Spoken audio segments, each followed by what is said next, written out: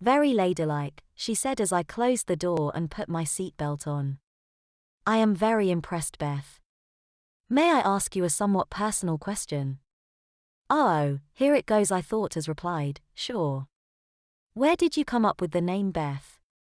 It is probably very proper for the era and the like, but why Beth? Well, I guess you could call it a nickname of sorts, I said as I lit up another cigarette. I go by Beth, but my name as you see me is Elizabeth, Elizabeth Joanne. I could see the tears swell up in her eye as I told her my name. Elizabeth had been my grandmother's name, her mother, and Joanne was hers. I knew that she and her Mo-Nindra had been very close. Very pretty name, she said as she fought the tears. I thought about names a lot when I started to get more deeply involved and going out and even went through a few, I said as I reached into my purse for a tissue and handed it to her.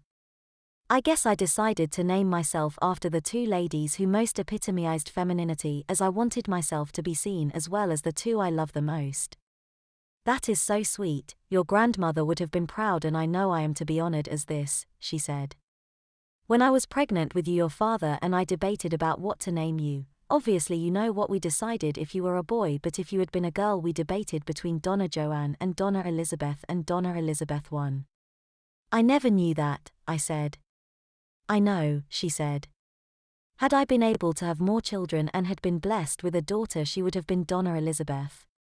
I guess I can live with having one named Elizabeth Joanne.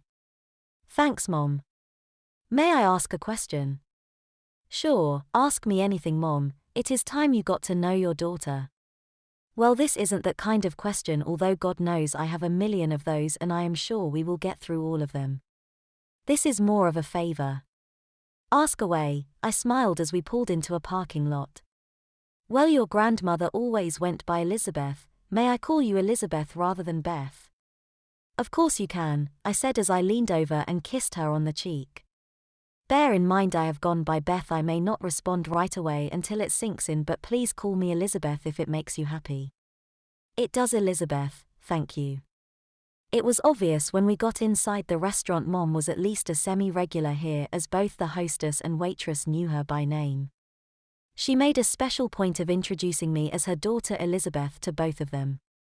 Dinner was excellent. I had my favorite veal marsala, as with a couple of glasses of wine. We ate and returned home. By now it was after 9 and I had to admit I was a bit tired from the drive, not to mention my poor sleep last night, so I suggested calling it a night.